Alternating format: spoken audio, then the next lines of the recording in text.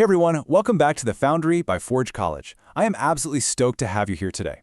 In our last lesson, we covered designing strategy components and integration points, which really laid down the groundwork for how our apps talk to the blockchain. Now, we're officially deep into our capstone project, all about integrating ENS with decentralized applications. But before we just flip the switch and let our code out into the wild, we really need to talk about security. So today's explainer is all about securing ENS interactions. We're going to take those integration points we just designed and, well, armor them up. Because let's face it, security isn't some extra feature you just slap on at the end, right? It's the entire foundation you build upon. Okay, let's dive into this. Here's our blueprint for today. We're going to hit the name security bouncer, spotting fake IDs early, the VIP permission check, putting it to the test, and we'll wrap up with the secure blueprint sequence. All right, section 1, the name security bouncer. This is all about protecting that front door. Think of your decentralized application like an incredibly exclusive, high-end nightclub. You absolutely wouldn't open the doors to the main net without a massive bouncer to keep out the bots, the bad actors, and the namespace squatters. I mean, ask yourself, would you let a total stranger just walk up and rename your app? Of course not. You're not going to let some random guy change your club's shiny neon sign to Bob's Discount Sushi. But in the Web3 world, skipping basic security checks is literally like handing the keys to your sign to anyone walking down the street. If malicious or malformed names get into your system, it completely wrecks the app's integrity, totally confuses your users, and leads to some pretty massive security breaches. Moving right along to Section 2, spotting fake IDs early, your first line of defense. Our absolute first line of defense is strict string validation, with zero network side effects. And to understand why we have to check IDs at the door before ever calling the blockchain, let's look at a specific threat called a homograph attack. This is basically a deception tactic where a malicious actor uses visually confusable characters, usually from entirely different alphabets, to spoof a legit ENS name. It's exactly like a teenager sliding a meticulously crafted fake ID to a bouncer. At a quick, casual glance, it looks totally real. Your front-end visual checks won't catch it at all. But you throw that ID under the bouncer's blacklight, which is our deterministic validator, and suddenly the flaws are glaringly obvious. And this brilliantly illustrates exactly what a homograph attack looks like in the wild.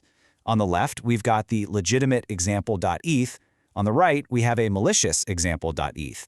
They look identical, right? Literally indistinguishable. But the one on the right is actually using a Cyrillic A instead of a standard Latin A. If your app just trusts what it sees on the front end, a user might think they're interacting with the legit smart contract, when in reality, they're handing their funds right over to a scammer.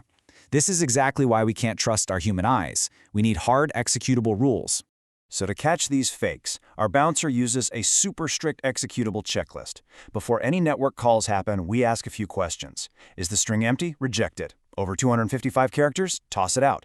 Got invalid symbols in there, like a random $sign? Hard pass. And does it contain known confusables based on our homograph mapping? Flag it and reject it. If an input fails even one of these, the whole process just stops dead in its tracks. Now, to actually execute those rules properly, our validator follows a very precise, step-by-step logic. First, and honestly, this is the most crucial part, we normalize the input using Unicode Normalization Form C, or NFC.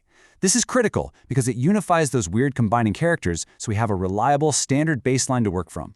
Once that's done, we trim off any leading or trailing white space and collapse internal spaces. Only then do we actually split the name by its periods and check the individual label characters. If you skip normalization, a clever attacker is going to slip a malformed character right past your checks. Which brings us to Section 3, the VIP permission check. Let's verify those on-chain rights. Okay, so the user's input past the bouncer at the front door, the string is perfectly valid. But just because a name is structurally valid doesn't mean the person holding it is actually allowed to change its records. We've officially moved from the front door into the VIP section. Here, we use pure functions that map our front-end actions straight to our on-chain authority models. This simple but strict module needs two key pieces of information to make a decision: the proposed update payload, like what is this user actually trying to do, and a signer identifier, basically a wallet address. It checks these against our established authority rules to make a totally deterministic allow or deny decision. It ultimately boils down to this stark contrast. If the signer address perfectly matches the registered owner address for that ENS name, boom, the action is allowed, the velvet rope unhooks. But if the signer does not match the owner, action denied. As you progress through your learning journey in Forge College programs, you're going to recognize this pattern all the time. It is the ultimate non-negotiable test of on-chain ownership. We treat this permission module as the absolute single source of truth for whether a state change can even be attempted. All right, Section 4, putting it to the test. Time for some fire drills. Look, writing the code is only half the battle. We have to run fire drills locally before our application ever gets near a live mainnet. Your tests need to hit these critical parameters. Isolate your logic from the network so your tests don't randomly fail because of a bad RPC connection.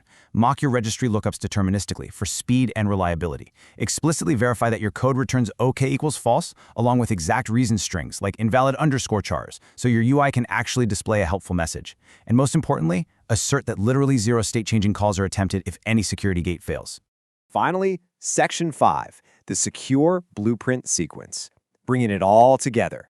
So, we are taking the bouncer, the black light, the VIP list, and the fire drills and rolling the whole shebang into one master architectural sequence for your capstone project. This sets our code up beautifully for the automated pipelines we'll tackle in the very next lesson. The crucial point here is this 4-step golden rule. Step 1, normalization. Clean that data up. Step 2, validation. Check the rules. Step 3, permission check. Verify their authority. And step 4, the absolute final step, network action. State-changing operations are insanely expensive and pretty much irreversible, so they literally always have to wait until every single security gate is cleared.